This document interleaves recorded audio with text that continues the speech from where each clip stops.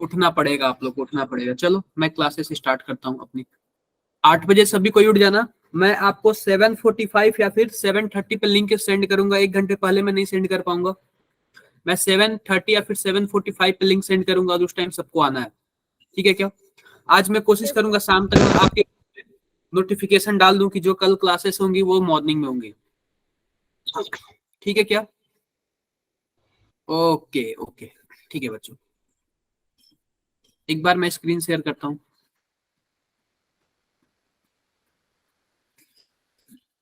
ये दिख रही है सबको स्क्रीन? बोलो, ये सबको स्क्रीन दिख रहा है? देखो हमने ये पढ़ लिया है, ध्यान दो, हमने ये पढ़ लिया है। आप लोग इसके बारे में जानते हो, एक बार पढ़ लेना। मैं बस मेन मेन टॉपिक आप लोग को बताऊंगा क्योंकि ये क्रैश कोर्स चल रहा है। कंसंट्रेशन टर्म में एक होता है मास परसेंटेज। मास परसेंटेज को हम लोग दूसरे नाम से जानते हैं, किसके नाम से जानते हैं? W/W। पढ़ लेना, इस पे क्वेश्चंस भी देख लेना। मैं आप लोग को बस, हाँ जी बताओ। सर एक बार मिनिमम बॉइलिंग एजियोट्रॉप्स बता दो और मैक्सिमम बॉइलिंग एजियोट्रॉप्स। ठीक है, मैं राउल्ट लॉ में ही है, पर मैं बता देता हूँ। चलो मैं राउल्ट लॉ पे ही आता हूँ। पहले मैं एक बार ये समरी ओवरऑल दिखा देता हूँ आप लोग को, फिर ये भी आप लोग कर लेना, ये सब का सब कर लेना, क्योंकि जो इजी टॉपिक है वो मैं नहीं बता रहा हूँ क्योंकि क्रैश कोर्स है। मोलैरिटी आप लोग जानते हो, ये सब का सब आप लोग जानते हो, ये भी फ्रैक्शन वगैरह सब जानते हो। अब आते हैं कॉलिगेटिव प्रॉपर्टीज। कॉलिगेटिव प्रॉपर्टी से पहले हम लोग ये पढ़ लेते हैं, Raoult law, Henry law. Raoult law और हेनरी लॉ, कहाँ गया राउल्ट लॉ हेनरी लॉ? एक बार आ जाने दो। देखो आ गया राउल्ट लॉ। ध्यान दो, राउल्ट लॉ में हमने क्या क्या पढ़ा था, एक बार रुक जाओ। ये स्क्रीन सबको दिख रहा है? राउल्ट लॉ में हमने ये पढ़ा ही था, ये वाला फॉर्मूला हम लोगों ने पढ़ा था। और देखो ऐसे फोटो बनाया था, और ये वाला भी फॉर्मूला हम लोगों ने पढ़ा था। ध्यान दो, ये वाला भी फॉर्मूला हम लोगों ने पढ़ा था राउल्ट लॉ में। आप लोग को सब याद होना चाहिए, याद होना चाहिए। एक बार मैं ये वाला फॉर्मूला पढ़ा देता हूँ कि ये क्या होता है। ये वाला फॉर्मूला मैं पढ़ा देता हूँ कि ये क्या होता है। सीधी सी बात देखो, मानो कि ये क्या है, ये है डब्बा, और डब्बे को मैंने क्या कर दिया, ऊपर से बंद कर दिया, जो भी हो। और इस डब्बे में मैंने क्या डाल दिया, बताओ आप लोग, बोलते जाओ। पानी। अब देखो, अब राउल्ट लॉ के लिए क्या होना चाहिए, इसमें कुछ ना कुछ पानी होना चाहिए। इसमें क्या बोलते हैं, लिक्विड इन लिक्विड होता है, बोलो लिक्विड इन लिक्विड होता है। मान लेते हैं कि ये लिक्विड है और लिक्विड में लिक्विड घुला हुआ है, तो ये हो गया राउल्ट लॉ। लेकिन ऊपर मान लो, ऊपर गैस का भंडार है, गैस है, काफी ज्यादा गैस है। तो आप बताओ डाल्टन ने क्या बोला था? डाल्टन ने बोला था कि जो ये गैस का पार्शियल प्रेशर है, गैस का पार्शियल प्रेशर इक्वल टू क्या हो जाएगा, इस गैस का मोल फ्रैक्शन और टोटल प्रेशर। ये डाल्टन ने बताया था कि नहीं बताया था? Yes sir. मैंने कल बताया था कि नहीं बताया था, ये बताओ। Yes sir. बताया था ना? बताया था, बिल्कुल बताया था। अब देखो क्या हो रहा है इसमें, इसमें ये हो रहा है कि हमने क्या कर दिया, इसका पार्शियल प्रेशर ए है और इसी का मोल फ्रैक्शन ए है, और यहाँ पे क्या है, टोटल प्रेशर है। अब ध्यान दो, ध्यान देने वाली बात यह है, हम ध्यान कैसे देंगे कि इसके अंदर पानी है, और पानी के अंदर कौन सा लॉ लगता है, राउल्ट लॉ। तो राउल्ट लॉ के अकॉर्डिंग जो पार्शियल प्रेशर होगा वो क्या होगा, x B P zero B, या फिर एक्स ए पी जीरो है, सॉरी, अगर मानो सेम गैस है तो क्या होगा, एक्स ए पी जीरो है। देखो यहाँ पे P P A equal to क्या होगा, एक्स ए पी जीरो है, यही होगा ना? कंफ्यूजन किसी को? No sir. ये हो गया किसके अकॉर्डिंग, ये हो गया, बोलो यार, राउल्ट लॉ के अकॉर्डिंग हुआ ना? बिल्कुल राउल्ट लॉ के अकॉर्डिंग हुआ, राउल्ट लॉ के अकॉर्डिंग हुआ। तो ये सब, ये दोनों, अब देखो यहाँ पे भी पार्शियल प्रेशर पीए है और यहाँ पे भी पार्शियल प्रेशर पीए है। जब दोनों का राइट हैंड साइड बराबर है, लेफ्ट हैंड साइड भी बराबर हो जाएगा। Y A P T equal to x A P zero A. कोई प्रॉब्लम किसी को? कोई प्रॉब्लम नहीं। ऐसे मानो गैस बी हो तो उसके लिए हम क्या लिख देंगे, Y B P T equal to XB P0B। कोई प्रॉब्लम? कोई प्रॉब्लम? हमने यहां तक कवर कर लिया, यहां तक कवर कर लिया। और आपको पता है आप यहां से XA निकाल लेना। जब XA आप निकालोगे तो क्या होगा? XA निकालोगे तो YA PT divided by P0A, और XB निकालोगे तो क्या होगा? YB PT divided by P0B। XB निकालिए, और आपको पता है XA और XB को दोनों को जोड़ दोगे तो क्या हो जाएगा? 1 के बराबर आ जाएगा क्या? बोलो। तो ये वाला भी फॉर्मूला आपको क्लियर हो गया, ये वाला भी फॉर्मूला क्लियर हो गया। तो कर लेना आप लोग। ऐसे ऐसे न्यूमेरिकल कभी कभी आ जाते हैं, और ये ग्राफ तो मैंने बता दिया आप लोग को राउल्ट लॉ का। अब बचा हमारे पास क्या है? Ideal solution. तो आइडियल सॉल्यूशन के बारे में मैंने क्या बताया? जो राउल्ट लॉ को फॉलो करता है वो आइडियल सॉल्यूशन। देखो ये जो आइडियल सॉल्यूशन है ना, ये राउल्ट लॉ को फॉलो करता है। और राउल्ट लॉ को फॉलो करेगा तो क्या क्या होना चाहिए, ध्यान देना। मान लेते हैं कि दो लिक्विड है, एक लिक्विड ए है तो इसमें जो बॉन्ड होंगे ए और ए होंगे, और दूसरा लिक्विड बी है तो इसके जो बॉन्ड होंगे बी और बी होंगे। कंफ्यूजन किसी को? और दोनों लिक्विड को एक तीसरे डब्बे में डालते हैं तो ये बॉन्ड बना लेगा, यानी कि ए और बी टाइप का बॉन्ड बना लेगा। तो देखो हम इन दोनों लिक्विड को क्या डाल दिए? इस वाले में डाल दिए। अब राउल्ट लॉ को फॉलो करेगा ना, तो पता है क्या होना चाहिए? मैंने क्या बोला? हर एक चीज सिमिलर होना चाहिए। यानी कि ये जो बॉन्ड की पावर है ना और इस बॉन्ड की पावर है ना, ये दोनों लगभग बराबर होना चाहिए। और जो प्रोडक्ट बनेगा ना उसकी भी बॉन्ड की पावर क्या होनी चाहिए? लगभग बराबर होनी चाहिए, यानी कि लगभग सिमिलर होनी चाहिए। सर बॉन्ड लेंथ और बॉन्ड स्ट्रेंथ दोनों इक्वल होनी चाहिए। नहीं, बॉन्ड लेंथ तो नहीं बोला मैंने, बॉन्ड स्ट्रेंथ बोला। बॉन्ड स्ट्रेंथ, ठीक है क्या? ओके ठीक है। अब देखो राउल्ट लॉ को फॉलो करना चाहिए, और जो राउल्ट लॉ को फॉलो करेगा एंथैल्पी चेंज क्या होगी? 0 होगी। वॉल्यूम चेंज क्या होगी? 0 होगी। और एंट्रोपी क्या होगा? 0 पॉजिटिव होगा। और यहाँ पे गिब्स फ्री एनर्जी क्या होगी? नेगेटिव होगी। अब देखो, अब आते हैं नॉन आइडियल सॉल्यूशन। तो नॉन आइडियल सॉल्यूशन में क्या होता है? दो तरीके के होते हैं नॉन आइडियल सॉल्यूशन। एक बार मैं देखता हूँ नॉन आइडियल सॉल्यूशन का, वो फोटो निकालता हूँ। रुक जाओ, मैं यहां से कॉपी पेस्ट करूं।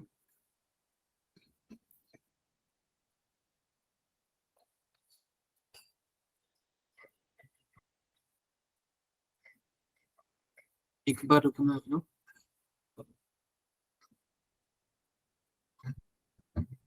Just a minute.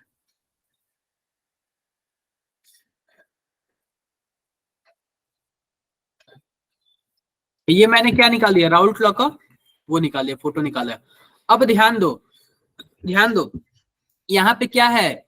ये नेगेटिव डेविएशन वाला है, क्योंकि ग्राफ कहां से जा रहा है? जा रहा है, नीचे से जा रहा है, इसलिए कौन सा डेविएशन है? नेगेटिव डेविएशन, नेगेटिव डेविएशन है। और ये वाला क्या होगा? ये वाला पॉजिटिव डेविएशन होगा। अब देखो इसका क्या मतलब है, ध्यान देना। इसका मतलब क्या है? मान लेते हैं कि जो दो लिक्विड है ए और ए, और जो दूसरा लिक्विड है बी और बी, इसका जो प्रोडक्ट बना ए और बी, तो मैंने क्या बोला? ये वेपर प्रेशर है, वेपर प्रेशर। तो वेपर प्रेशर के ऊपर से जाएगा, इसका मतलब उसका वेपर प्रेशर ज्यादा है जो ऊपर से जा रहा है। बोलो, पॉजिटिव डेविएशन है। अब इसके साइड से डिस्टरबेंस हो रही है, तो वेपर, ये राउल्ट लॉ के ऊपर से जा रहा है, इसका मतलब इसका वेपर प्रेशर ज्यादा है। मतलब क्या? इसका, अब देखो ये जो सॉल्यूशन है, इन दोनों का प्रोडक्ट ये है। प्रोडक्ट का वेपर प्रेशर ज्यादा कब होगा? जब इसकी बॉन्ड कमजोर होगी। बोलो, अरे बॉन्ड कमजोर होगी तभी तो जल्दी टूटेगा, और जल्दी टूटेगा तो वेपर में ज्यादा जाएगा, वेपर में ज्यादा जाएगा तो प्रेशर ज्यादा लगाएगा। मैंने कल ये बताया था कि नहीं बताया था? बताया था। तो होता क्या है कि जो हमारे पास ये सॉल्यूशन है ना, ए और बी, इसके बॉन्ड जितना स्ट्रांग है ना, उससे कमजोर बॉन्ड किसका है? ए और बी का। इसीलिए ए और बी का, इसीलिए ये क्या है? पॉजिटिव डेविएशन शो करता है। इसलिए कौन सा डेविएशन शो करता है? पॉजिटिव डेविएशन शो करता है। अब ध्यान दो, अगर ये नेगेटिव डेविएशन शो करे, इसका मतलब नेगेटिव डेविएशन शो करे, इसका मतलब ये नीचे से जाएगा। और जब नीचे से जाएगा, इसका मतलब क्या है? इसका बॉन्ड मजबूत है। ए बी का बॉन्ड क्या है? मजबूत है। किससे? उसके स्टार्टिंग वाले से, ए और बी से। कंफ्यूजन किसी को? No sir. No confusion. अब देखो, अब मैं आप लोग को बताता हूँ एजियोट्रॉप क्या होता है। एजियोट्रॉप ध्यान देना, सिंपल सी बात है, अगर पॉजिटिव डेविएशन होगा तो ये थोड़ा सा राउल्ट लॉ के ऊपर से जाएगा, नेगेटिव डेविएशन होगा तो राउल्ट लॉ के नीचे से जाएगा। लेकिन जब एजियोट्रॉप होगा ना तो पता है क्या होता है, कुछ ऐसे होता है, कुछ ज्यादा ही टेढ़ा मेढ़ा आ जाता है, मतलब कि कुछ ज्यादा ही ऊपर से ग्राफ जाता है। और नेगेटिव डेविएशन में क्या होता है, कुछ ज्यादा ही नीचे से ग्राफ जाता है। आओ देखते हैं कि पॉजिटिव मिनिमम बॉइलिंग पॉइंट क्या होता है एजियोट्रॉप और मैक्सिमम बॉइलिंग पॉइंट क्या होता है, यही आप लोग को पूछना है ना। मिनिमम बॉइलिंग एजियोट्रॉप और मैक्सिमम बॉइलिंग एजियोट्रॉप बताओ, कितने लोगों को इसमें डाउट होता है हमेशा। सरस्वती, आपको और भी कोई है? रिया नहीं आ रही है आजकल? कोई जानता है क्या रिया को? काफी क्वेश्चंस पूछती थी, आ नहीं रही है। कोई बात नहीं। तो पॉजिटिव क्या बोला मैंने, मिनिमम बॉइलिंग एजियोट्रॉप और मैक्सिमम बॉइलिंग एजियोट्रॉप। आप बताओ, हमारे पास दो डब्बे हैं, मतलब एक डब्बा है और डब्बे में क्या है, हमारे पास सॉल्यूशन है। सॉल्यूशन है, ठीक है, इसको ले लिया मैंने, दो डब्बा ले लिया, दो डब्बा ले लिया, सॉल्यूशन है, ठीक है। ये है हमारा पानी और ये है हमारा अल्कोहल। अल्कोहल, अब ध्यान देना आप लोग, ध्यान देना, ध्यान देना। पानी का जो बॉइलिंग पॉइंट होता है 100 डिग्री सेल्सियस होता है और अल्कोहल का जो होता है जो 70 डिग्री सेल्सियस होता है। ध्यान दो, अब होता क्या है कि जब हम 70 डिग्री सेल्सियस लाते हैं, 70 डिग्री सेल्सियस, तो आप बताओ पानी ऊपर आएगा क्या 70 डिग्री सेल्सियस पे? No sir.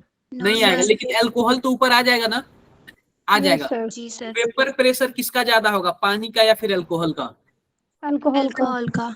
अल्कोहल का। एक मिनट, नर्सिंग बैच की लिंक सेंड कर दो, किसी ने ज्वाइन नहीं किया, एक बार मैं एक लिंक सेंड कर देता हूँ, फिर मैं बात करता हूँ आप लोगों से। जस्ट मिनट बच्चों।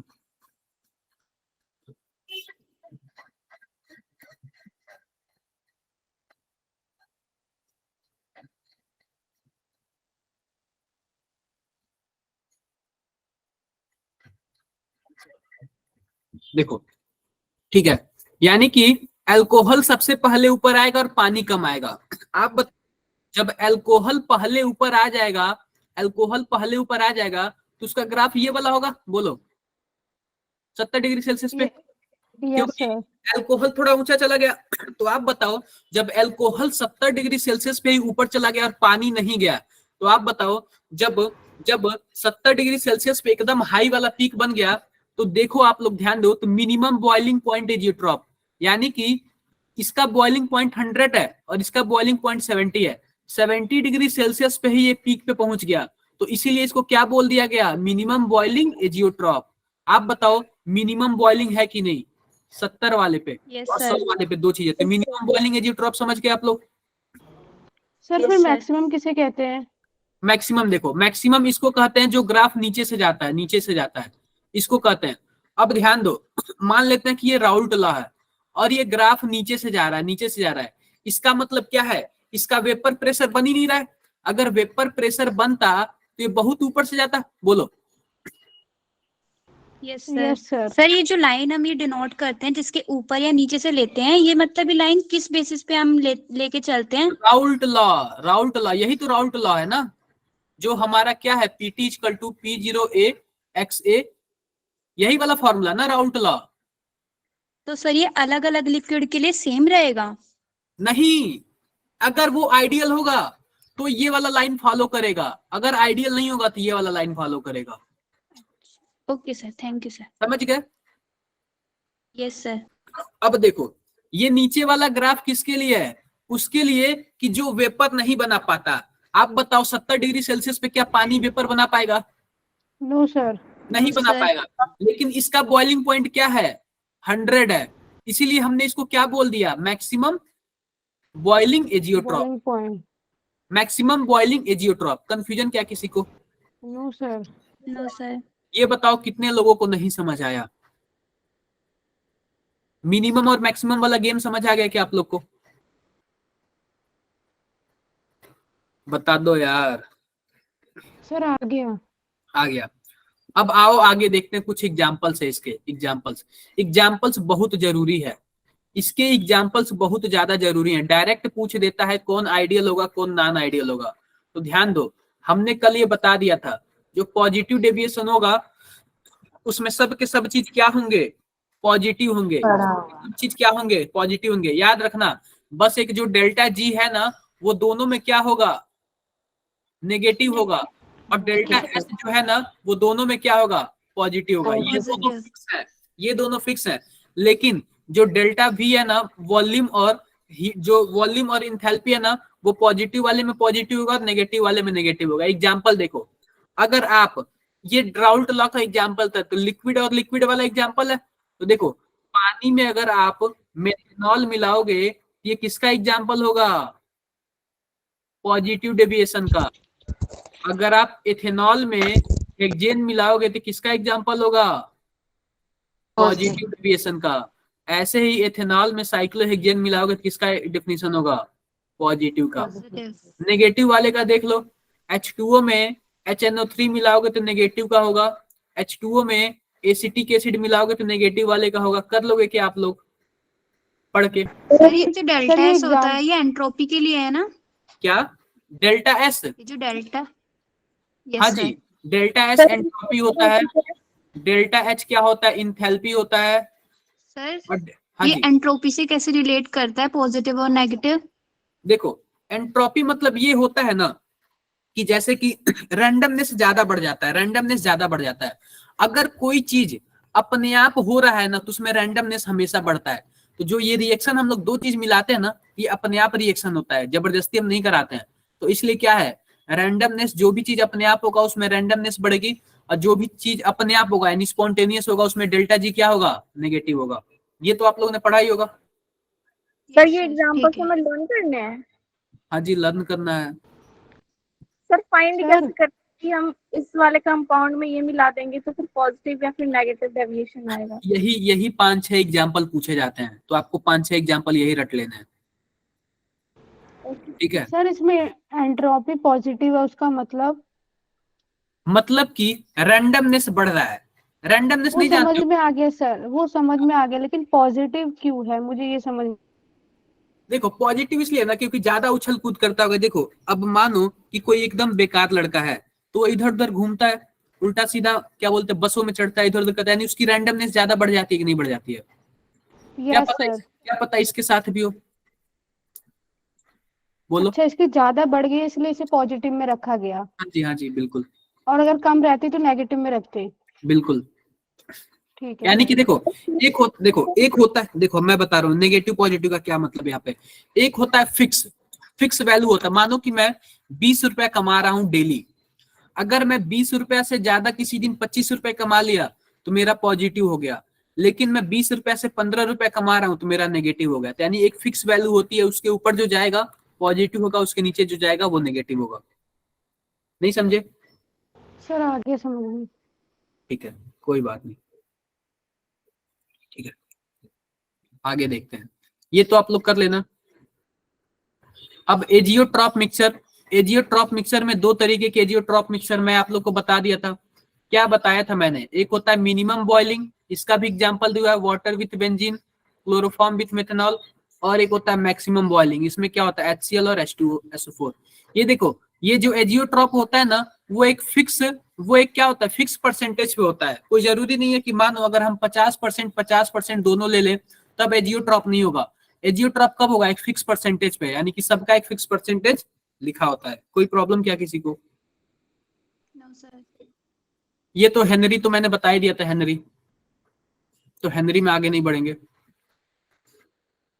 हाँ जी बताओ, ये देखो मिसलिनियस क्वेश्चंस वगैरह दिए हैं। अब मेरे पास क्या बचा, केवल और केवल कॉलिगेटिव प्रॉपर्टीज बचा। तो बताओ किसी को कुछ डाउट है क्या यहाँ तक? सर हाँ, एक बच्चे ने लिखा है चैट सेक्शन में। एक बार मैं देख लूं, देखा नहीं। नेगेटिव डेविएशन में एजियोट्रॉप मैक्सिमम होंगे क्या सर? देखो हम बात करते हैं, देखो एजियोट्रॉप में हम केवल बॉइलिंग पॉइंट की बात करते हैं, ठीक है। मैक्सिमम बॉइलिंग एजियोट्रॉप और मिनिमम बॉइलिंग एजियोट्रॉप, जब नीचे से ग्राफ आएगा नीचे से, इसका मतलब क्या है कि उसका वेपर प्रेशर बन नहीं रहा है, और जब वेपर प्रेशर बनेगा नहीं तो हमें बहुत ज्यादा टेम्परेचर देना पड़ेगा उसको वेपर प्रेशर को बनाने के लिए, और जब बहुत ज्यादा टेम्परेचर देंगे तो मैक्सिमम बॉइलिंग हो जाएगा। नहीं समझे? Yes sir. सर आगे साक्षी साक्षी क्लियर है? साक्षी पांडे क्लियर है? तो आप लोग इतना समझो ना, जब ग्राफ नीचे से आएगा इसका मतलब उसका वेपर बन नहीं रहा है। अब वेपर बनाने के लिए हम क्या करेंगे, टेम्परेचर को बढ़ाएंगे तभी तो वेपर बनेगा, और जब टेम्परेचर को Yes, sir. बढ़ाएंगे तो सीधी सी बात है मैक्सिमम बॉइलिंग पॉइंट में आएगा। अभी भी नहीं क्लियर है? सर क्लियर है। सर क्लियर है। तो आप लोग ऐसे समझो ना, ठीक है। आगे देखते हैं। आओ अब आते हैं सीधा का सीधा किस पे, हम लोग आते हैं कॉलिगेटिव प्रॉपर्टी। कॉलिगेटिव प्रॉपर्टीज पे।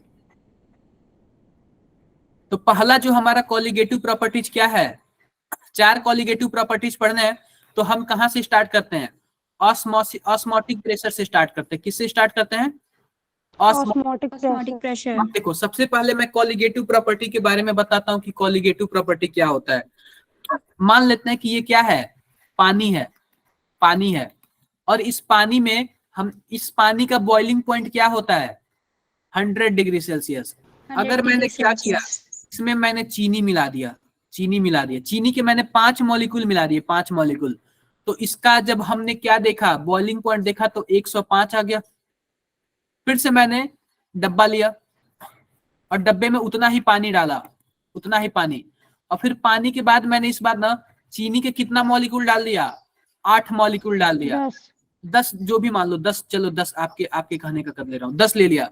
तो इस बार जब इसका बॉइलिंग पॉइंट देखा ना तो 108 डिग्री सेल्सियस हो गया। इसका क्या मतलब है, जो कॉलिगेटिव प्रॉपर्टीज होता है ना, ये है हमारा क्या है, सॉल्वेंट, और ये क्या है हमारा, सॉल्यूट। कॉलिगेटिव प्रॉपर्टी मैंने आपको बताया है क्या होता है, solid in liquid, solid in liquid वाला केस होता है। तो देखो होता क्या है, जो कॉलिगेटिव प्रॉपर्टी होता है ना, वो सॉल्यूट के नंबर पे डिपेंड करता है। उसको कोई फर्क नहीं पड़ता सॉल्यूट कौन है, कहां से आया है, कैसा है। पहली बात तो नॉन वोलेटाइल होना चाहिए। नॉन वोलेटाइल का क्या मतलब है, सॉलिड जैसे होना चाहिए, यानी कि उड़े मत, उसका वेपर ना बने। आप बताओ चीनी का वेपर बन पाएगा क्या कभी? नो सर, नहीं बन पाएगा। ये जो सॉल्यूट जो है ना, वो नॉन वोलेटाइल होना चाहिए, पहली बात। और दूसरी बात, इसके नंबर पे डिपेंड करता है। अगर नंबर ज्यादा हुआ तो कॉलिगेटिव प्रॉपर्टी चेंज हो जाएगा। कंफ्यूजन किसी को? No sir. अब देखो मैं एक और एग्जांपल बताता हूँ। जैसे देखो हमारे पास डब्बा है, डब्बे में मैंने क्या डाला, पानी डाला, और पानी में हमने क्या डाला, चीनी डाला। चीनी के कितने मॉलिक्यूल डाल दिए हमने, 5 मॉलिक्यूल डाल दिए, गिन के 5 मॉलिक्यूल डाल दिए, 5 मॉलिक्यूल। तो इसका हमने देखा 105 इसका मतलब वो बॉइलिंग पॉइंट हो गया। फिर हमने दूसरा लिया, इसमें मैंने चीनी डाल दे रहा हूँ, दूसरा डब्बा लिया, और दूसरे डब्बे में हमने क्या कर दिया, दूसरे डब्बे में हमने नमक डाल दिया, NaCl। तो पता है क्या, हमने क्या बोला, वो सॉल्यूट कहीं से भी आया हो, कहीं से उठ के आया हो, कोई फर्क नहीं पड़ता। केवल किस पे डिपेंड करेगा, उसके नंबर पे डिपेंड करता है, कितने नंबर है। जब हमने NaCl, देखो इसका 5 ड्रॉप डाला और इसके भी 5 डाले, तो पता है क्या, चीनी तो चीनी ही रह गया, लेकिन NaCl पता है क्या हो गया, Na+ बन गया, Cl- बन गया। यानी कि मैंने 5 NaCl डाला ना, तो टोटल कितने सॉलिड के पार्टिकल हो गए इसमें, 10 हो गए, 10 हो गए, अलग अलग NaCl 10 हो गए। तो इसका जब टेम्परेचर देखा गया तो 108 हो गया, 108 डिग्री सेल्सियस हो गया। मतलब कि क्या है कि कॉलिगेटिव प्रॉपर्टीज किस पे डिपेंड करता है, केवल और केवल नंबर पे, और किसी पे डिपेंड नहीं करता, केवल और केवल नंबर पे डिपेंड करता है। तो यही कॉलिगेटिव प्रॉपर्टीज है। आओ देखते हैं ऑस्मोसिस क्या होता है। तो ऑस्मोसिस, हाँ जी बताओ। ये कॉलिगेटिव प्रॉपर्टीज बॉइलिंग पॉइंट को इंक्रीज कर देता है क्या?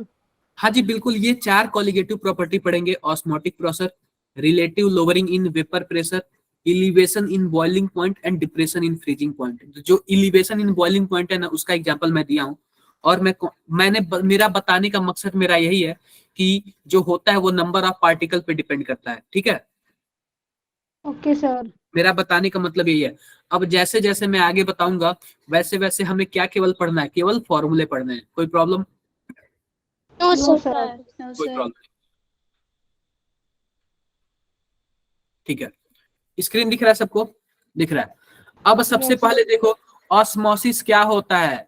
ऑस्मोसिस, सबसे पहले आप एक डब्बा ले लो, डब्बे में एक बीच में दीवार बना दो, और इस दीवार का क्या नाम दे दिया हमने? Semi membrane. क्या नाम दे दिया? Semi semi-permeable membrane, PM। Hindi में क्या बोलते हैं इसको? झिल्ली। अर्धपारगम्य झिल्ली। यस कोई बात नहीं, कोई बात नहीं। आप लोगों ने ना इसको बायो में बहुत ज्यादा पढ़ा होगा, मुझे लग रहा है सेल वॉल के आसपास कहीं पढ़ा होगा। Cell Yes, wall, sir. उसी के आसपास आप लोगों ने कहीं पढ़ा होगा। तो देखो ये झिल्ली हो गया। अब मैं इस साइड क्या डाल दे रहा हूँ? पानी डाल दे रहा हूँ, और इस साइड क्या डाल दे रहा हूँ? चीनी पानी डाल दे रहा हूँ, चीनी पानी।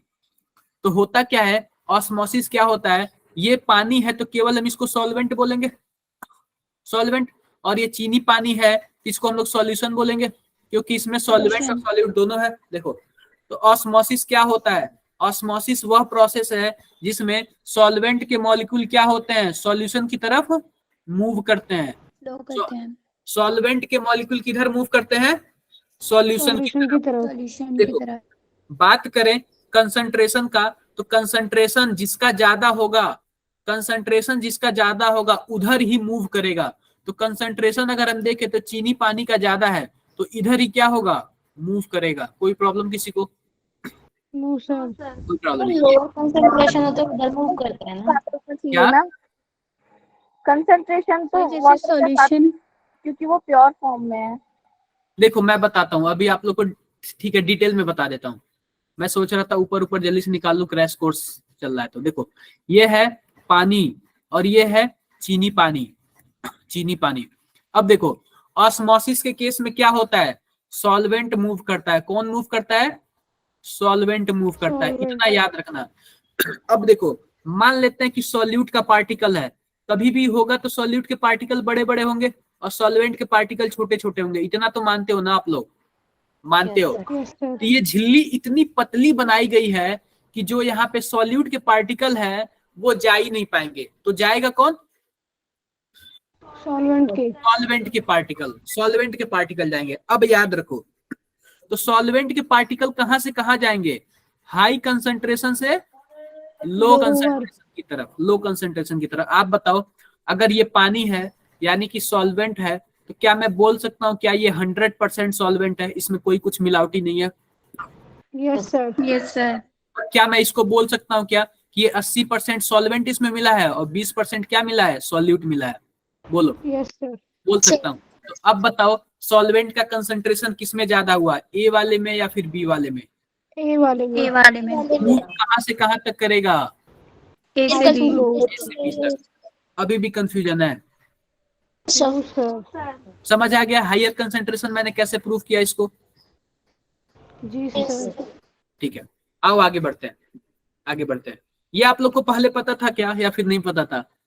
पता था। सर पता था मगर ऊपर ऊपर से। अब डीप में पता चला? Yes, sir. ठीक है, ठीक है, अब समझ गए आप लोग। देखो अब होता क्या, जैसे कि एक एग्जांपल दे देते हैं कि मानो क्या है, हमने रात में पानी लिया एक ग्लास में और उस ग्लास में हमने क्या डाल दिया? एक किशमिश डाल दिया, किशमिश डाल दिया। अब किशमिश के अंदर क्या होता है? कुछ ना कुछ लिक्विड होते हैं, इसका मतलब इसका कंसंट्रेशन ज्यादा है, और बाहर पानी होते हैं, इसका मतलब ये प्योर सॉल्वेंट है। तो आप बताओ पानी कहां से कहां तक जाएगा? बाहर से किशमिश के अंदर जाएगा क्या? Yes, sir. जब सुबह सुबह आप देखोगे तो किशमिश बड़ा हो जाएगा। Yes, sir. तो किसके साइड से डिस्टर्बिंग आ रही है? बंद कर लो यार, बंद कर लो, डिस्टर्बिंग हो रही है, बंद कर लो। तो किशमिश बड़ी हो जाती है। तो ये कौन सा प्रोसेस होता है? ऑस्मोसिस। ऑस्मोसिस। ऑस्मोसिस। अब देखो अब होता क्या है, होता क्या है, मैं क्या कर लिया, इस डब्बे को बंद कर लिया, इस डब्बे को मैंने बंद कर लिया। तो जो ऑस्मोसिस होता है ना, कहां से कहां तक जाएगा? सॉल्वेंट से इधर, मतलब सॉल्वेंट से सॉल्यूशन की तरफ जाएगा। तो आप बताओ जब सॉल्वेंट से सॉल्यूशन की तरफ जाएगा, अगर मैं ऊपर से एक प्रेशर लगा दूं, प्रेशर, तो आप बताओ क्या ये इधर से इधर आ पाएगा क्या? फिर एक्स्ट्रा प्रेशर। Extra pressure. आप बताओ मैं सॉल्यूशन की तरफ प्रेशर लगा दूं, एक्स्ट्रा प्रेशर लगा दूं, तो आप बताओ ये सॉल्वेंट का मॉलिक्यूल मूव कर पाएगा क्या इधर? No, sir. नहीं कर पाएगा। हमें उतना ही प्रेशर लगाना है जितना से क्या हो सके, ये मूवमेंट Movement हो मूवमेंट सके। क्या हो, रुक जाए। तो जो एक्स्ट्रा प्रेशर लगाएंगे ना उसको हम लोग बोलते हैं पाई, और इसी पाई को क्या बोलते हैं, ऑस्मोटिक प्रेशर। क्या बोलते हैं, osmotic Osmotic pressure. pressure। Osmotic pressure. कोई प्रॉब्लम किसी को? No sir. कोई प्रॉब्लम नहीं। और इस ऑस्मोटिक प्रेशर का जो फॉर्मूला है क्या है, CRT। अब ध्यान दो, C का क्या मतलब है, Concentration। Concentration of solution. R आप लोग जानते हो गैस कांस्टेंट होता है, गैस कांस्टेंट होता है। और T का मतलब क्या है, टेम्परेचर। कोई प्रॉब्लम किसी को? सर टेम्परेचर केल्विन में होगा ना? Kelvin, kelvin, kelvin. किसी को कोई प्रॉब्लम? No, sir। कोई प्रॉब्लम नहीं। आओ देखते हैं, और भी देखते हैं, और भी देखते हैं। ये आप लोग पढ़ लेना, ये बायोलॉजिकल इंपॉर्टेंस भी पढ़ लेना। बायोलॉजिकल इंपॉर्टेंस मैंने अभी किसमिस वाला एग्जांपल दिया है ना, वैसे ही और भी सारा एग्जांपल है, Yes, पढ़ sir। लेना, आप लोग पढ़ लेना। मुझे लगता है ना डायलिसिस भी इसी का, डायलिसिस आप लोग नाम सुने हो क्या? Yes, sir। मुझे लगता है वो भी इसी का एग्जांपल आता है। हाँ सर, हायर से लोअर इस तरीके से ही होता है। वो भी डायलिसिस वगैरह भी इसी का एग्जांपल आता है। देखो ऑस्मोटिक प्रेशर तो मैंने बता दिया ना, बोलो। Yes sir. Yes, sir। बता दिया। अब देखो रिवर्स ऑस्मोसिस क्या होता है। रिवर्स ऑस्मोसिस सिंपल सी बात है, आपको क्या करना है, एक डब्बा लेना है, सेमी परमिएबल मेम्ब्रेन लगाना है, यहाँ पे सॉल्वेंट लिखना है और यहाँ पे सॉल्यूशन लिखना है। आप बताओ मैं प्रेशर किधर लगाऊंगा कि सॉल्वेंट का मॉलिक्यूल मूव करना बंद कर देगा, डब्बा ए में या फिर डब्बा बी में? बी की तरफ। बी वाले में अगर मैं किसकी साइड से डिस्टर्बिंग हो रहा है यार, किसका माइक खराब है? ये वर्षा। वर्षा आपका शायद माइक थोड़ा सा डिस्टर्बिंग है, तो आप चैट बॉक्स में लिख लो, ठीक है वर्षा? चैट बॉक्स में आप लिख लो आपको जो भी वो आ रही है। अब देखो, अब हम क्या करेंगे, हम ये करेंगे कि अगर हम सॉल्यूशन की तरफ प्रेशर लगा दिए तो उसी प्रेशर को हम लोग बोलेंगे ऑस्मोटिक प्रेशर। यानी कि सॉल्वेंट के मॉलिक्यूल को रोकने के लिए वह मिनिमम प्रेशर जिससे कि सॉल्वेंट का मॉलिक्यूल रुक जाए उसी को हम लोग बोलेंगे ऑस्मोटिक प्रेशर। लेकिन ऑस्मोटिक प्रेशर को हम थोड़ा सा और एक्स्ट्रा बढ़ा दिए तो सॉल्यूशन के मॉलिक्यूल किधर भागने लगेंगे, सॉल्वेंट की तरफ। और इसी को हम लोग क्या बोलते हैं, रिवर्स ऑस्मोसिस। Reverse osmosis. आपने आरओ का नाम सुना है क्या? Yes sir. आपके घरों में लगा होगा जो वाटर प्यूरिफायर होता है ना, उसी को क्या बोलते हैं, आरओ बोलते हैं। उसमें कौन सा केस होता है, रिवर्स ऑस्मोसिस का केस होता है। किसका केस होता है? Reverse osmosis. बिल्कुल। एक बार चैट बॉक्स में बताओ, ये सबको क्लियर हो गया तो बताओ एक बार चैट बॉक्स में आप लोग। सर हाँ जी बताओ। आप आरओ को डिफाइन कर दोगे, मतलब कैसे काम करता है ये? हाँ यहाँ पे मैं आरओ को डिफाइन करने बैठा हूँ। अरे हम क्रैश कोर्स चला रहे हैं ना पूजा। जी सर। तो आप ना यूट्यूब पे देख लेना, ठीक है? सर घर में लगा था ना, इसलिए पूछा था। कोई बात नहीं, आप यूट्यूब पे देख लेना, क्योंकि अभी मैं बताऊंगा ना तो कम से कम 15-20 मिनट लग जाएंगे और बाकी लोग को पता नहीं इंटरेस्ट आएगा कि नहीं आएगा। आप यूट्यूब पे देख, नो प्रॉब्लम। जो यहाँ पे प्रोसेस यूज हो रहा है वो मैं बस बता दे रहा हूँ, ठीक है? अब देखो ये तो हो गया यहाँ तक, ये तो हो गया। मान लो कि क्या है, in ideal solution solute particle can be assumed to move randomly without any interaction। सी अब ध्यान दो, मान लेते हैं कि इसमें कई तरीके के सॉल्यूट पार्टिकल है। जो सॉल्यूशन है उसमें क्या है, कई तरीके के सॉल्यूट पार्टिकल है, तो सबका अलग अलग कंसंट्रेशन होगा। ये मानते हो कि नहीं मानते हो? Yes sir. तो हम सबके कंसंट्रेशन को क्या कर देंगे, जोड़ देंगे। जैसे मानो पाई बराबर क्या हो जाएगा, C1 plus C2 plus C3, जो भी डॉट डाटा है जितने भी कंसंट्रेशन हो, और RT लिख देंगे। कोई प्रॉब्लम क्या? कोई प्रॉब्लम नहीं। जैसे एक एग्जांपल देखो, कहा गया, मान लेते हैं कि if V1 ml of C1 solution, मान लेते हैं कि कोई एक सॉल्यूशन है C1, उसका कितना ml है, V1 ml है, और कोई दूसरा सॉल्यूशन है V2, उसका कितना ml है, C2 ml है, are mixed together, then calculate final concentration of solution. देखो मान लेते हैं कि कोई दो डब्बा है, दोनों डब्बों को हमने मिला दिया तो कुछ ना कुछ तीसरे डब्बे का कंसंट्रेशन होगा, बोलो। तो हम कंसंट्रेशन पे ना ऑस्मोटिक प्रेशर निकालेंगे, यस सर। इसी कंसंट्रेशन पे निकालेंगे। तो देखो इस कंसंट्रेशन पे कितना फाइनल आंसर आया, ये वाला आया। कर लोगे क्या आप लोग? Yes sir. अब एक आता है isotonic solution. Isotonic solution, isotonic solution क्या होता है? अगर मानो हमारे पास दो डब्बे हैं, दोनों में क्या है, सेमी परमिएबल मेम्ब्रेन लगा हुआ है। मेम्ब्रेन। अब ध्यान दो, इसका कुछ ना कुछ ऑस्मोटिक प्रेशर होगा, मान लेते हैं पाई 1 है, और इसका भी कुछ ना कुछ ऑस्मोटिक प्रेशर होगा, मान लेते हैं पाई 2 है। तो हम इन दोनों सॉल्यूशन को आइसोटोनिक कब बोलेंगे? जब दोनों का क्या हो, same osmotic pressure. Same pressure. Osmotic pressure हो, तो इसी को क्या बोल देंगे हम लोग? आइसोटोनिक बोल देंगे। आइसोटोनिक। याद रखना, जब सॉल्यूशन आइसोटोनिक होगा ना, तो उसका कंसंट्रेशन भी क्या होता है? सेम होता है। सेम होता है। कोई प्रॉब्लम किसी को? No sir. अब देखो, अब एक आता है हाइपोटोनिक और एक आता है हाइपरटोनिक। ध्यान रखो, फिर से हम क्या करते हैं कि डब्बा लेते हैं और डब्बे में सेमी परमिएबल मेम्ब्रेन लगाते हैं। इसमें भी हम लेते हैं चीनी पानी, और इसमें भी हम क्या लेते हैं? चीनी पानी। दोनों में हम लेते हैं। अब देखो, अब हम मान लेते हैं कि इसका कंसंट्रेशन कितना है, 5 मोलैरिटी है, और इसका कंसंट्रेशन कितना है, 3 मोलैरिटी है। तो आप बताओ, जब इसका 5 मोलैरिटी है और इसका 3 मोलैरिटी है, तो कहां से कहां मूव करेगा, किधर से किधर? लो से हाई। 5 से 3। लो से हाई, लो से हाई, लो से हाई। सर क्यों? देखो सॉल्वेंट मूव कर रहा है ना, सॉल्वेंट मूव कर रहा है। तो आप बताओ, ठीक है, अगर मान लो इसका 5 है कंसंट्रेशन, तो यार जब कंसंट्रेशन सॉल्यूट का ज्यादा है तो सॉल्वेंट का इसमें क्या होगा, कम होगा। सॉल्वेंट का तो कम होगा ना इसमें। Yes sir. मैं दूसरे डब्बे से, दूसरे से बता रहा हूँ। जैसे देखो, पानी है, पानी है, सर। इसमें 1 लीटर पानी है और 1 kg क्या है, चीनी है।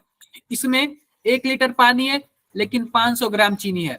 तो अब देखो, इसीलिए इसको मैंने क्या बोल दिया, 5 मोलैरिटी बोल दिया, और इसको 3 मोलैरिटी बोल दिया। आप बताओ, जिसमें सॉल्यूट के मॉलिक्यूल ज्यादा होंगे उसकी कंसेंट्रेशन ज्यादा होगी, बोलो यस सर। ज्यादा होगी। तो आप बताओ, दोनों डब्बे में, ए में और बी में, सॉल्वेंट किसमें ज्यादा है?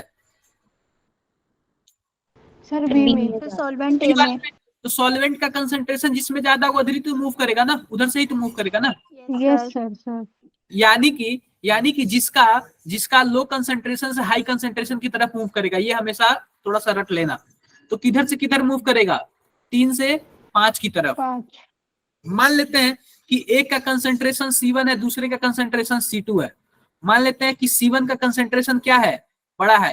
तो जिसका कंसंट्रेशन बड़ा रहेगा उसको क्या बोलेंगे, हाइपरटोनिक। और जिसका कंसंट्रेशन कम रहेगा उसको क्या बोलेंगे, हाइपोटोनिक। हाइपोटोनिक। 1 मिनट रुक जाओ।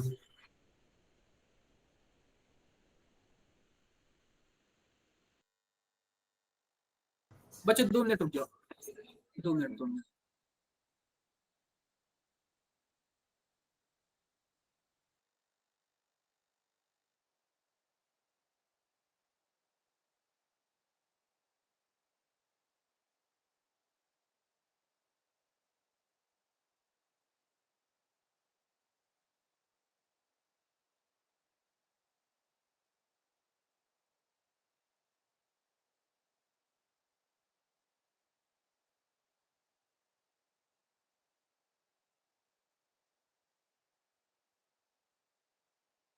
क्लियर है बातें सबको? कहां से काम करेगा? तो देखो, जिसका कंसंट्रेशन ज्यादा होगा उसको क्या बोलेंगे, हाइपरटोनिक। जिसका कंसंट्रेशन कम होगा उसको क्या बोलेंगे, हाइपोटोनिक। हाइपोटोनिक। ये पढ़ लेना आप लोग, पढ़ लेना आप लोग, पढ़ लेना। अब देखो होता क्या है, होता क्या है, एक आता है इसमें want of factor. Want of factor बहुत ही ज्यादा इंपॉर्टेंट, ये पूरे कॉलिगेटिव प्रॉपर्टी में बहुत ही ज्यादा। इसको क्या बोलते हैं, आई बोलते हैं। अब याद रखो, मैंने क्या बोला था, मैंने ये बोला था कि एक अगर हमारे पास डब्बा है, डब्बे में जो भी ऑस्मोटिक प्रेशर आ रहा है उसका फॉर्मूला क्या हो जाएगा, पाई इक्वल टू CRT। अगर मैं इसमें चीनी डाला हूं तो क्या होगा, पाई इक्वल टू CRT। लेकिन अगर मैं इसमें क्या डाल दूं, नमक डाल दूं, नमक डाल दूं, नमक, कि जैसे ये 5 क्या हो रहा है, 5 चीनी के मॉलिक्यूल है और मैंने 5 नमक डाल दी, तो 5 का 10 हो जाएगा, बोलो यस सर। 10 हो जाएगा। तो यहाँ पे क्या हो जाएगा, जब टूटने वाला कोई फॉर्मूला आता है ना, तो वहां पे क्या आ जाता है, ICRT। और इसी आई को क्या बोलते हैं, want of factor. Want of factor. बहुत ही ज्यादा इंपॉर्टेंट है, बहुत ही ज्यादा इंपॉर्टेंट है ये आई। अब ध्यान दो, अगर मानो चीनी होगा, चीनी, तो चीनी के लिए आई की वैल्यू क्या होगी? 0। जीरो नहीं होगा, जीरो होगा तो पूरा का पूरा ऑस्मोटिक प्रेशर ही क्या हो जाएगा? सर वो टूट नहीं रहा है ना। टूट नहीं रहा है तो जीरो नहीं होगा, वन होगा, वन होगा। चीनी के लिए वन होगा, और वही मैं नमक की बात करूं तो क्या होगा? 2 हो जाएगा। वही मैं इसका देखो Na2SO4 इसकी बात करूं तो ये कितना होगा? इसमें 3 होगा, क्योंकि आप इसको तोड़ के देखोगे कैसे टूटेगा, 2Na प्लस और Na plus SO4 minus minus. Minus इसका मतलब 2 मॉलिक्यूल यहाँ पे, 1 मॉलिक्यूल यहाँ पे, तो कितना हो गया टोटल? 3। अगर मैं इसकी बात करूं AlCl3 की, तो Al3 प्लस और 4 होंगी सर। Cl Cl माइनस, तो टोटल कितने हो जाएंगे? 4 हो जाएंगे। तो I की वैल्यू 4 हो जाएगी। यहाँ तक सबको क्लियर? क्या क्लियर सबको है तो बताओ। क्लियर है।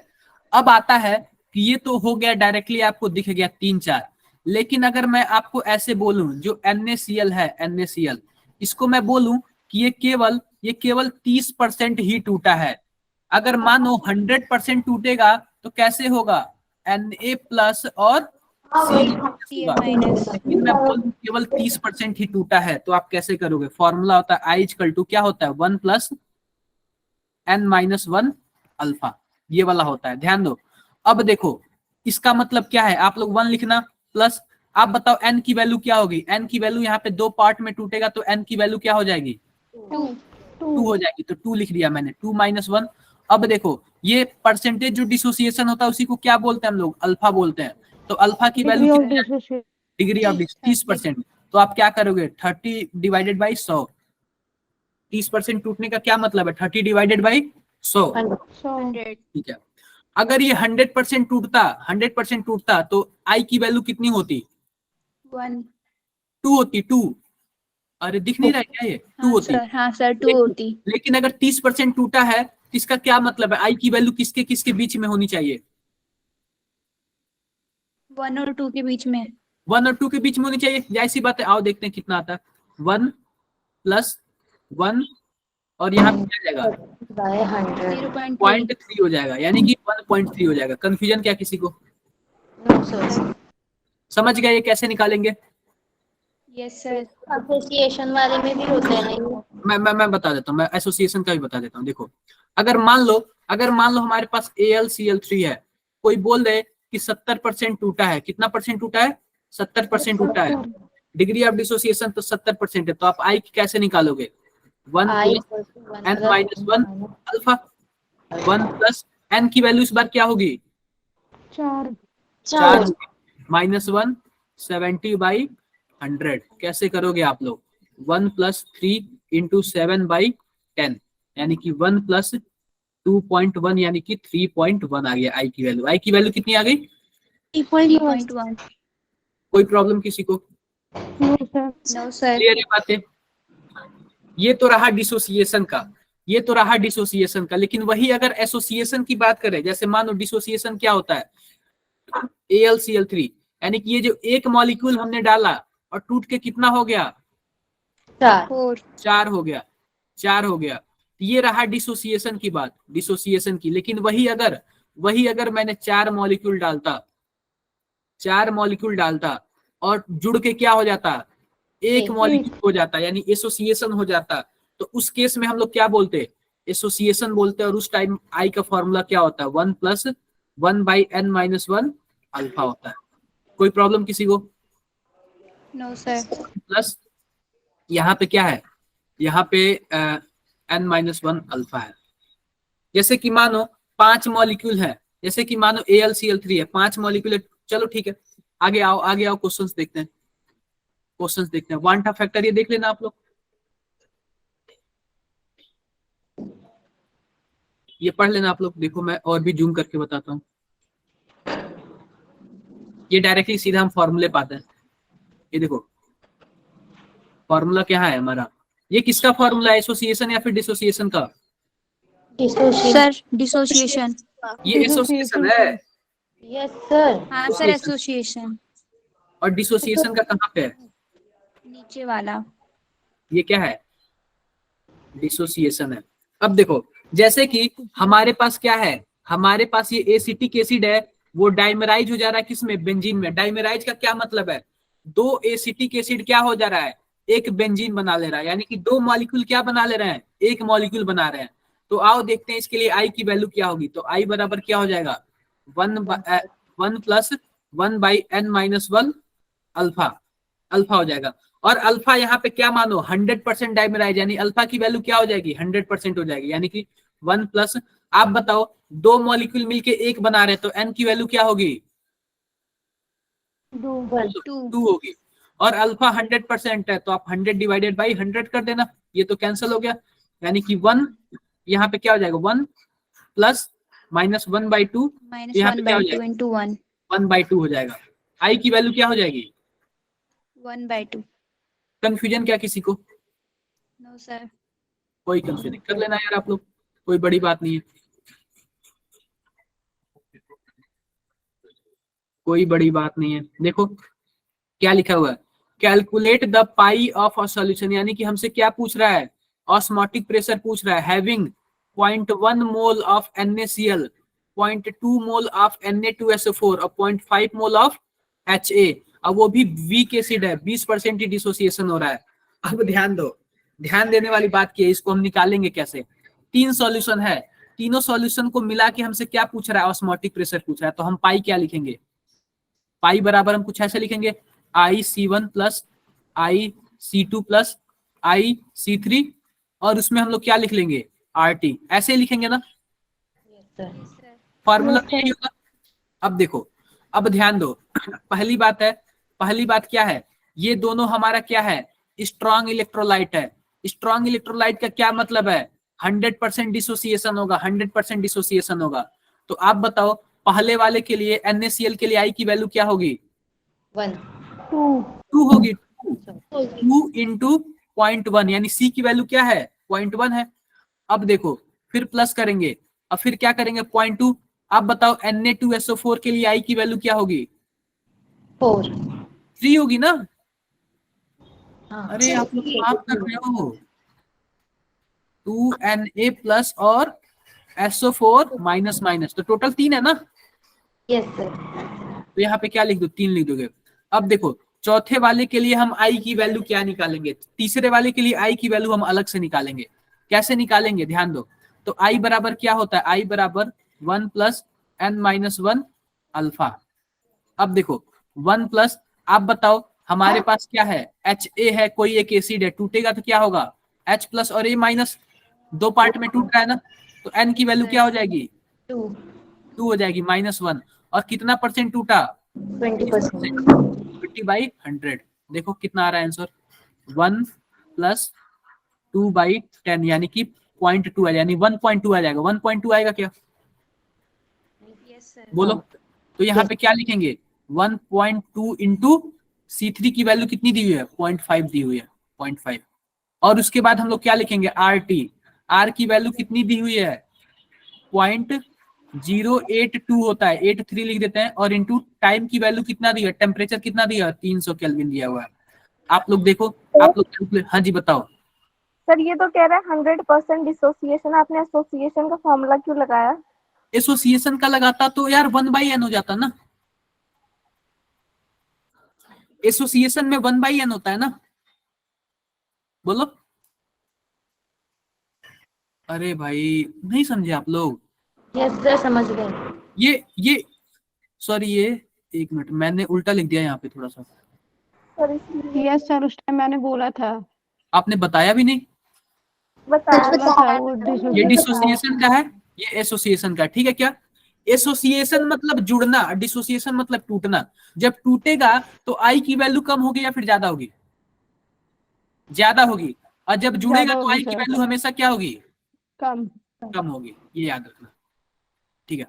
ये यहां तक क्लियर सबको, कैलकुलेट करो 0.2 प्लस 0.6, और इसको आप लोग कैलकुलेट करोगे तो कितना आएगा, 0.8। 12 25 60, यानी कि 0.6 आएगा ना इसका भी, बोलो तीसरे वाले का। और फिर यस क्या, सर। 0.083 और इंटू 300।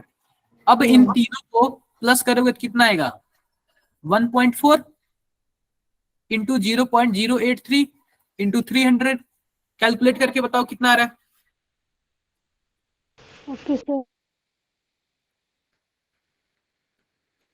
बताओ कैलकुलेट करके कितना आ रहा है।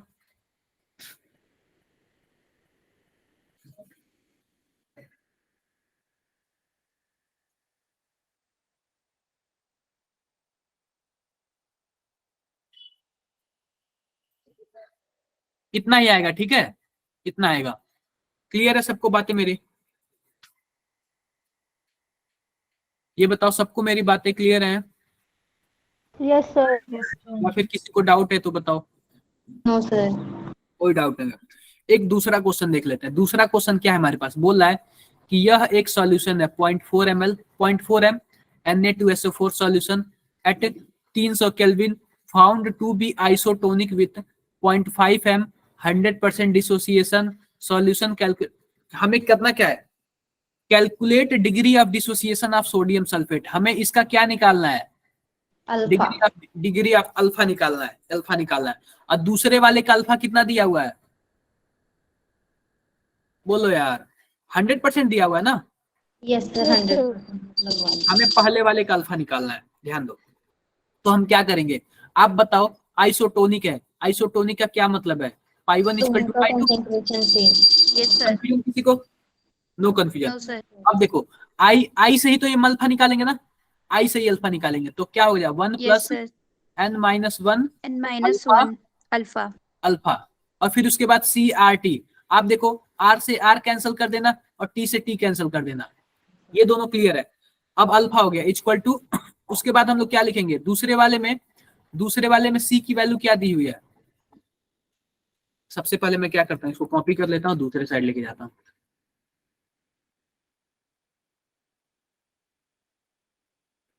अब दिख रहा है आप लोग को? Yes sir. Yes sir. दिख रहा होगा, ध्यान दो। ये सॉल्यूशन दोनों क्या है, आइसोटोनिक है। और जब आइसोटोनिक होंगे तो पाई 1 इक्वल टू क्या होगा, पाई 2 होगा। यानी कि बराबर आई होगा। C 1 R T equal to I C 2 R T. तो आर और टी दोनों क्या हो जाएंगे, एक दूसरे से कैंसल आउट हो जाएंगे। पहला सॉल्यूशन हमारा क्या है, सोडियम सल्फेट है, उसी का हमें अल्फा पूछ रहा है। और अल्फा हम कहां से निकाल सकते हैं, आई से। 1 प्लस n-1 अल्फा और फिर उसके बाद C1 equal to 1 plus n-1 alpha क्या C2। ये हमने कर दिया क्या। अब ध्यान दो, अब हम पहले वाला सॉल्यूशन हमारा क्या है, Na2SO4 है। दूसरा वाला सॉल्यूशन क्या है हमारा, NaCl है। अब ध्यान दो, पहले वाले के लिए क्या लिखेंगे, 1 प्लस n की वैल्यू क्या होगी सोडियम सल्फेट के लिए 3-1 और हमें अल्फा ही निकालना है। और इसके लिए C की वैल्यू कितनी दी हुई है 0.04 0.04 इक्वल टू, अब देखो 1 प्लस और NaCl के लिए 2-1 2-1 और ये 100% है तो 100 डिवाइडेड बाई 100 कर देंगे। और फिर C2 की वैल्यू कितनी दी हुई है 0.05। ध्यान दो, ये क्या हो जाएगा 1 प्लस यहाँ पे 2 अल्फा हो जाएगा और यहाँ पे 0.04 हो जाएगा इक्वल टू, और यहाँ पे क्या हो जाएगा, ये कट जाएंगे, ओनली यहाँ पे क्या बचा, यहाँ पे 2 हो जाएगा, 2 इंटू 0.05 हो गया। ठीक है, अब देखो क्या होगा है। अब देखो और भी इजी कर लेते हैं इसको। 1 प्लस 2 अल्फा इक्वल टू क्या हो जाएगा, यहाँ पे 0.1 डिवाइडेड बाई 0.04 कर लेना। और यहाँ पे 1 को भी दूसरे साइड माइनस कर दो, इसको भी हटाओ, माइनस कर दो। कैलकुलेट करके बताना कितना आ रहा है, बताओगे आप लोग कैलकुलेट करके, कर लोगे क्या आप लोग, ये बताओ। हाँ सर। कर लेना यार, ये सॉल्यूशन देख के कर लेना आप लोग, कोई टफ नहीं है। ये सॉल्यूशन देख के आप लोग क्या कर लेना, कर लेना, कोई टफ नहीं है, बड़ी बात नहीं है। कोई प्रॉब्लम किसी को, बताओ कोई प्रॉब्लम हो तो। No sir. कोई प्रॉब्लम नहीं, कर लेना आप लोग, कोई बड़ी बात नहीं है। अब देखो, चलो यहां तक रहने दो क्या, या फिर ज्यादा दिक्कत हो जाएगी आप लोग के लिए, इतना सॉल्व करोगे या फिर और आगे भी बता दूं। आगे भी बता दो सर। कोई बात नहीं, इतना क्वेश्चन सॉल्व करो। कल हमारे पास 3 और बचे हुए, तीनों तो बहुत इजी हैं, बाकी यही सबसे ज्यादा था। तीनों काफी ज्यादा इसी है। क्या है? Relative lowering in vapour pressure, depression in freezing point और elevation in boiling point. Elevation in वो तीनों का तीनों मैं डायरेक्टली फॉर्मूला आप लोग को बताऊंगा। सबसे ज्यादा टेंशन इसी में था।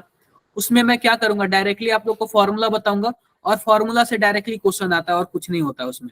इसमें थोड़ा समझने वाला था, हाइपरटोनिक, हाइपोटोनिक, पता नहीं क्या क्या, इसमें थोड़ा समझने वाला था, इसलिए मैंने क्या किया, इसमें थोड़ा सा टाइम लिया। मैं एक बार ये पीपीटी आप लोग को क्या कर रहा हूँ, सेंड कर रहा हूँ। सर सुनना, क्या? सर मैं ये कह रही थी, जैसे बोर्ड एग्जाम्स में केमिस्ट्री में तो बहुत सारे चैप्टर कट थे जो सिलेबस में नहीं, जैसे पी ब्लॉक ये सब, तो आप इसको थोड़ा डिटेल में समझा देना। कौन से चैप्टर को? सर पी जैसे ब्लॉक, सरफेस सॉलिड केमिस्ट्री भी है। स्टेट। तो देखो, यस पता सर, है ये क्या, सब। देखो जो जो जो मेन ब्लॉक जो केमिस्ट्री है ना, पीरियोडिक टेबल में जितने हैं, उसमें पता है क्या होता है, बहुत सारे रिएक्शन होते हैं, केवल रिएक्शन होता है, उसमें आप लोग परेशान हो जाओगे। तो होता क्या है कि मैं आप लोग को एक शॉर्ट मतलब नोट्स दे दूंगा, वो आप लोग को पढ़ लेना, बस वो रट लेना, क्योंकि मैं भी पता है क्या, आप लोग को ज्यादा नहीं बता पाऊंगा, मैं भी बोलूंगा कि रट लो, एनसीईआरटी का है। समझाने वाला तो ये सब होता है, जो केमिस्ट्री वाला सर होता है ये ना। सब समझ रखा है ना, क्योंकि ये सब बोर्ड में आ रखे हैं, पढ़ रखा है पहले से ही। हाँ, कोई बात नहीं। आप लोग वो पढ़े हो क्या, सॉलिड स्टेट? No sir. ठीक है, सॉलिड स्टेट बता दूंगा मैं, काफी अच्छे से बता दूंगा वो। लेकिन जो ये पी ब्लॉक वगैरह होता है ना, उसमें केवल रिएक्शंस होते हैं, तो वो आप लोग को रटना ही पड़ेगा। सर सरफेस केमिस्ट्री में क्या होता है? सरफेस केमिस्ट्री भी बता दूंगा। सरफेस का क्या मतलब है, पहले ये बताओ। सराउंडिंग सर, या फिर उसका ऊपर का सरफेस। जैसे मानो कि हमारे पास ये हाथ है, हाथ का ऊपरी वाला लेयर क्या होगा, सरफेस होगा क्या? Yes sir. Yes sir. तो इस पे जो भी रिएक्शन होता है, हम लोग क्या बोलते हैं, इस पे जो भी केमिस्ट्री होगा, जो भी रिएक्शन होगा, उसी को क्या बोलेंगे, सरफेस केमिस्ट्री। Surface chemistry. बस हम लोग इसी के बारे में पढ़ना है, सरफेस केमिस्ट्री। ठीक है, ओके सर। Yes sir. एक बार मैं आप लोग के ग्रुप में ये भेज दूं।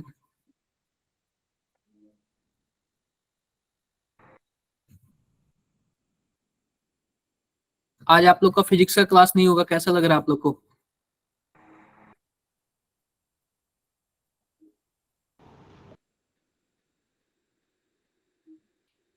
ठीक ही है सर, क्योंकि अगर फिजिक्स की क्लास मॉर्निंग में